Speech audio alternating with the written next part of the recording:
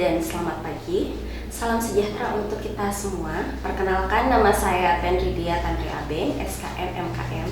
Saya merupakan salah satu dosen tetap pada program studi Kesehatan dan Keselamatan Kerja Fakultas Kesehatan Universitas Pejuang Republik Indonesia yang berada di Kota Makassar.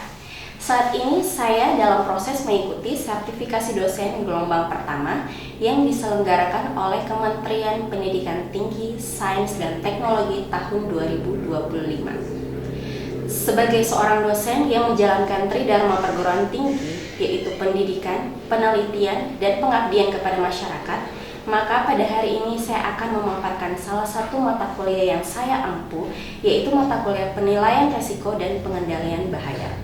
Mata kuliah ini adalah salah satu mata kuliah umum yang wajib pada program studi kesehatan masyarakat yang terdiri dari 2 SKS dan diprogramkan pada semester 2 atau semester genap. Dalam perkuliahan ini, mahasiswa akan diajak untuk memahami konsep dasar kebijakan K3, mengidentifikasi jenis-jenis bahaya atau hazard, serta mengevaluasi berbagai risiko yang ada di tempat kerja, baik itu secara fisik, kimia, biologi, ergonomi, maupun psikososial.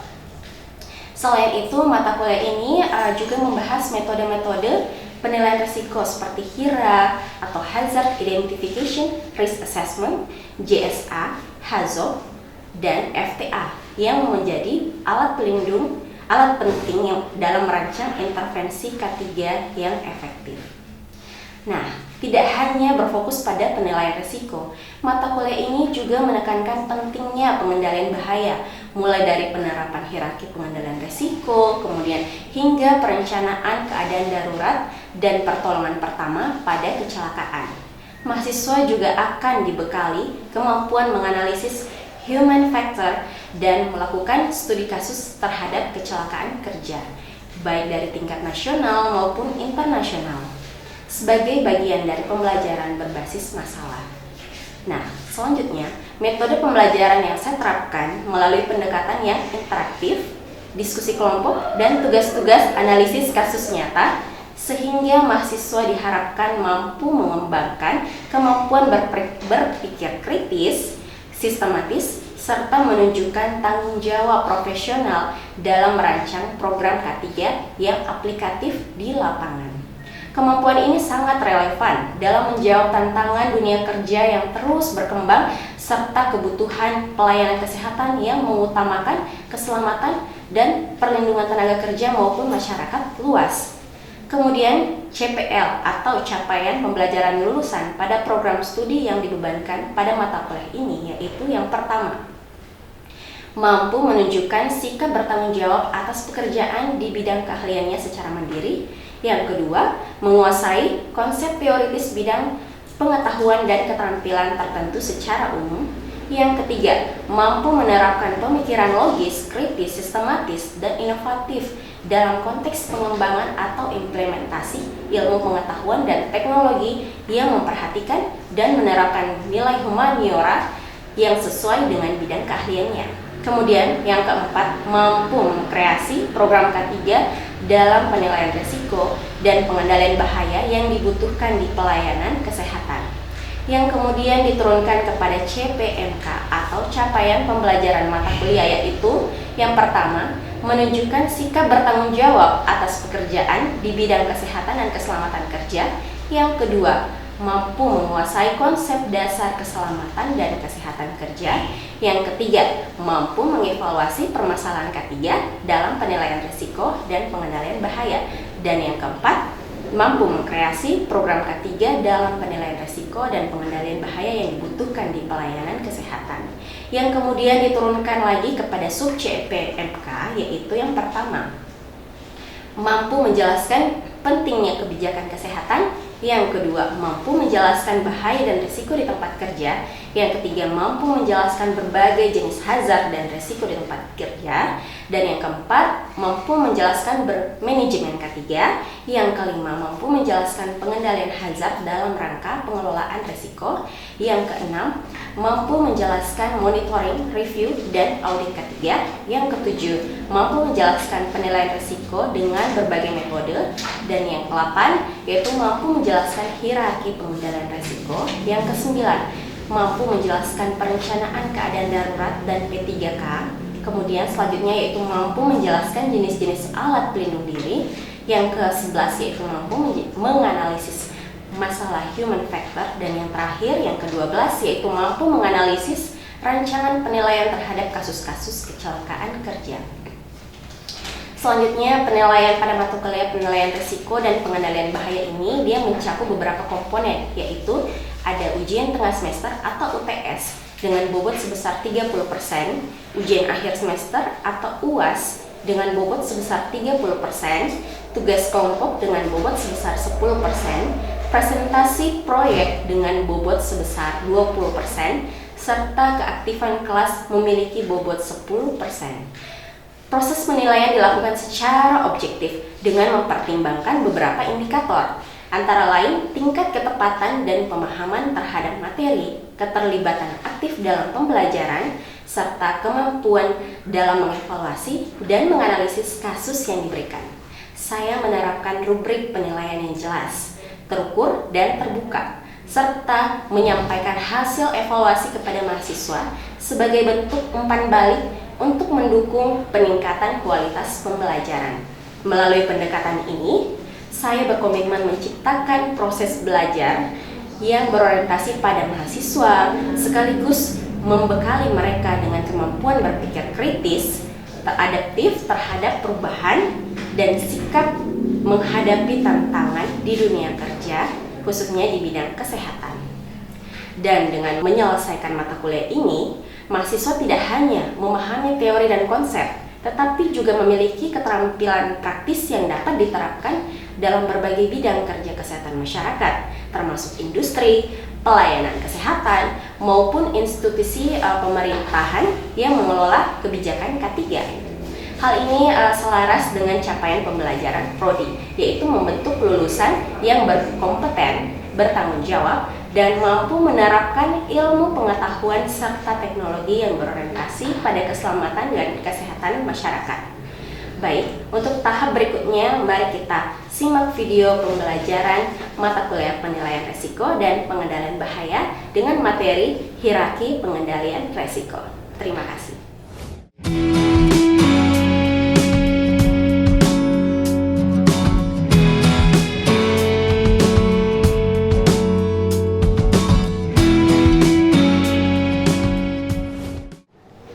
Oke, adik-adik sekalian, Assalamualaikum warahmatullahi wabarakatuh. Waalaikumsalam warahmatullahi wabarakatuh. Dan selamat siang menjelang sore, adik-adik sekalian. Puji syukur kita panjatkan atas kehadirat Allah Subhanahu Wa Taala karena berkat limpahan rahmatnya kita semua bisa berkumpul hari ini dalam keadaan sehat ya, insyaallah. Nah, sebelum kita memulai hari ini, marilah kita berdoa sejenak menurut keyakinan kita masing-masing. Doa dimulai. Oke, baik. Juliani, Hadir. oke. Rosna Ruslan, Hadir Ibu. Yusran, Hadir. Elin, Hadir Bu. Mifa, Hadir Bu. Vinci, Hadir Bu. Sulastri, Hadir Bu. Sita, Hadir Bu. Andi Aisyah. Hadir Bu. Oke, hadir semua ya, Dek. Oke Bu. Nah, saya mau tanya dulu adik-adik sekalian. Kira-kira ada yang masih ingat terkait materi kita minggu lalu? Apa yang kita pelajari? Tentang penilaian risiko dengan berbagai metode HIRA, JSA, HAZOP, dan FTA. Oke, terima kasih ya untuk jawabannya Sita. Ya, jadi materi kita pekan lalu itu terkait penilaian risiko dengan metode HIRA, JSA, HAZOP, FTA. Nah, pada hari ini mata kuliah untuk penilaian risiko dan pengendalian bahaya kita akan membahas terkait hierarki pengendalian risiko.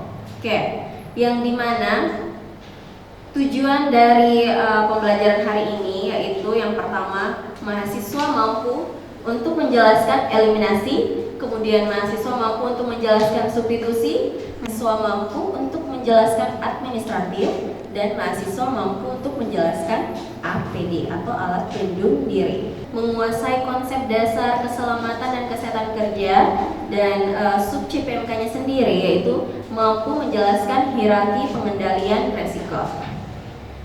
Nah, sebelum kita melanjutkan ke materi inti, Ibu mau memberikan pantun terlebih dahulu ya. Cakep. Jauh dari seberang sana. Cakep. Rajinlah engkau meraih ilmu sebagai bekal di hari tua. Jadi adik-adik sekalian, jangan pernah berhenti untuk belajar ya, karena belajar adalah pintu dari kesuksesan. Oke? Nah, apa yang dimaksud dengan K3? Apakah ada yang tahu, Dek? K3 merupakan segala kegiatan untuk menjamin dan melindungi keselamatan dan kesehatan tenaga kerja melalui upaya pencegahan kecelakaan kerja dan penyakit akibat kerja. Menurut saya itu Bu, ketiga adalah suatu kondisi dan faktor yang mempengaruhi kesejahteraan pekerja, termasuk keselamatan fisik, mental, dan sosial di tempat kerja, yang bertujuan menciptakan lingkungan kerja yang aman, sehat, dan produktif bagi semua pihak. Ya, jadi K3 adalah segala kegiatan untuk menjamin dan melindungi keselamatan dan kesehatan tenaga kerja melalui upaya pencegahan kecelakaan kerja dan penyakit akibat kerja. Nah, selanjutnya apa sih yang dimaksud dengan hierarki pengendalian resiko ini? Ada yang memberi tanggapan? Jadi hierarki pengendalian risiko itu adalah urutan cara-cara yang bisa dilakukan untuk mengurangi bahaya di tempat kerja. Oke, bagus. Hierarki pengambilan risiko adalah langkah-langkah yang digunakan untuk melindungi pekerja dari kecelakaan kerja dengan cara memilih pengendalian yang terbaik dan paling aman terlebih dahulu, Ibu. Hierarki pengendalian risiko ini adalah suatu urutan prioritas dalam pencegahan dan pengendalian risiko yang mungkin timbul dan terdiri dari beberapa tingkatan secara berurutan. Nah, selanjutnya kita bisa lihat di sini gambar hierarki pengendalian risiko. Pertama adalah namanya eliminasi. Nah, eliminasi adalah pengendalian risiko untuk menghilangkan sumber bahaya. Misalnya saja ketika di tempat kerja kita melihat ada oli, nah yang tumpah atau berceceran, maka sesegera mungkin itu kita hilangkan sumber bahaya itu. Jadi itu yang dimaksud dengan eliminasi. Selanjutnya substitusi. Substitusi itu dia mengganti sesuatu yang memiliki potensi bahaya tinggi dengan sesuatu yang memiliki potensi bahaya lebih kecil. Contohnya misalkan mengganti lantai yang berbahan licin ke yang tidak licin gitu. Jadi ceritanya kita ganti bahannya dari yang berbahaya menjadi yang tidak berbahaya. Selanjutnya masuk ke engineering control.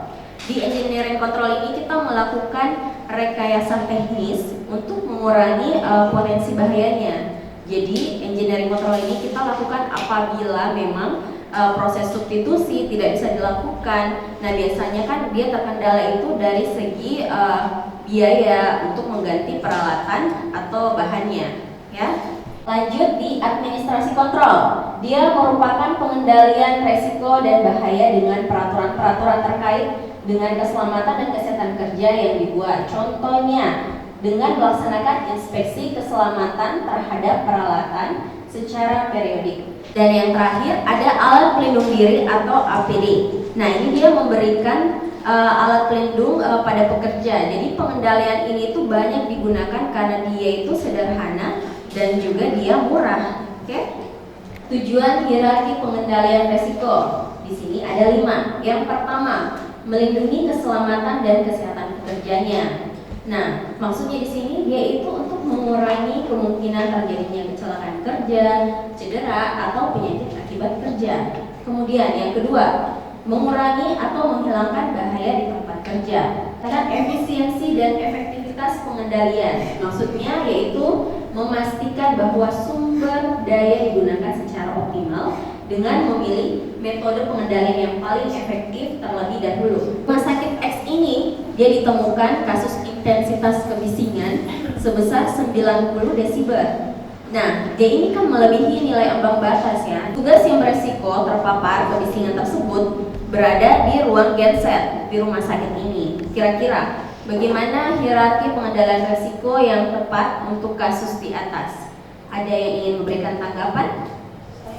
Oke. Ini bisa masuk di tahap eliminasi, Bu, dengan menghilangkan sumber bahayanya. Oke, bagus sekali ya. Kalau menurut saya bisa masuk di tahap substitusi, Bu. Oke, betul sekali. Nah, untuk lebih lengkapnya kita lihat di slide selanjutnya ya. Mengganti suplai listrik dari genset itu menjadi suplai listrik dari PLN. Nah, itu kalau dia menggunakan eliminasi.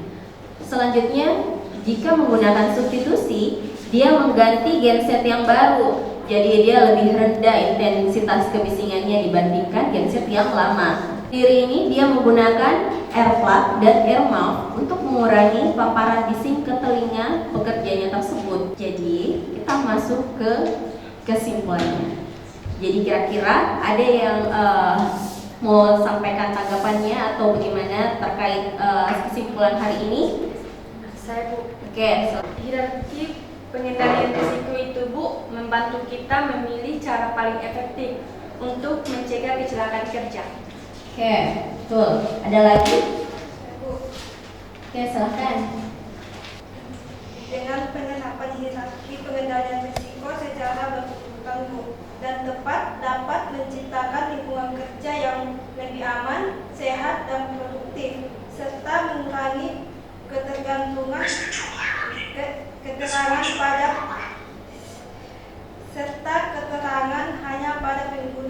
ketergantungan hanya pada penggunaan APD atau alat pelindung diri. Oke, jadi kesimpulan hari ini yaitu bahwa pendekatan terbaik untuk mengelola risiko adalah dengan menghilangkan bahaya atau eliminasi. Dan jika eliminasi itu tidak memungkinkan, maka kita beralih ke substitusi. Nah, menjadi pilihan berikutnya. Jika substitusi juga belum bisa, maka kita beralih ke engineering control atau melakukan rekayasa teknis. Kemudian selanjutnya, jika belum optimal juga dalam engineering control, maka boleh menggunakan administrasi kontrol. Dan yang terakhir, harus memberikan alat pelindung diri pada pekerjanya. Selanjutnya, nah ini saya memberikan kata-kata. Keselamatan kerja itu bukan hanya tentang mencegah kecelakaannya ini, tetapi juga menciptakan tempat kerja yang nyaman dan sehat. Oke? Sampai sini ada yang mau bertanya adik-adik sekalian? Ada yang ingin ditanyakan? Kenapa dalam hierarki pengendalian itu engineering control lebih diutamakan dibanding administrasi kontrol ataupun APD? Oke, baik, terima kasih. Jadi, karena rekayasa teknis ini dia bersifat mencegah paparan langsung terhadap bahaya melalui perubahan fisik pada lingkungan kerja, seperti misalkan pemasangan ventilasi, kemudian pelindung mesin yang kayak seperti tadi, atau sistem isolasi. Nah, pengendalian ini tuh dia lebih diandalkan karena dia tidak tergantung pada perilaku dari manusianya. Berbeda dengan kontrol administratif dan APD yang memerlukan kedisiplinan individu. Karena itu rekayasa teknis ini dia itu biasanya lebih efektif dan konsisten dalam jangka panjang. Oke, mengerti? Mengerti, Bu. Oke, tugas individu untuk semuanya. Jadi masing-masing cari jurnal terkait kasus K3 di tempat kerja, kemudian bedah jurnal tersebut. Tiap orang itu tidak boleh sama. Jadi cari jurnal 3 tahun terakhir mengenai kasus K3 dan itu kita bedah. Contoh bedahnya kan sudah saya sampaikan ya minggu lalu. Kita buatkan tabel, kemudian di tabel itu kita buatkan nama penulis jurnalnya, judul jurnalnya apa, kemudian apa dia menggunakan metode seperti apa, kemudian kesimpulannya seperti apa, ya, seperti itu. Jadi ingat, tiap orang tidak boleh sama jurnalnya. Kita komunikasikan sama teman kita apakah ada yang sudah mengambil jurnal tersebut atau tidak ada, ya? Mengerti? Nah, sebelum kita tutup pertemuan hari ini, seperti biasa kita kuis dulu, ya.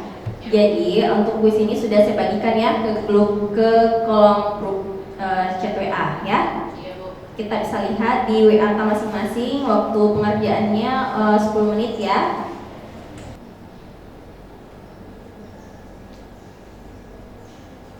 Jadi nanti minggu depan kita akan bahas terkait perencanaan keadaan darurat dan P3K. Jadi boleh adik-adik semuanya kita cari dulu referensi terkait materi ini dan kita baca-baca dulu sebelum kita masuk minggu depan ya sebagai referensinya. Oke deh? Oke.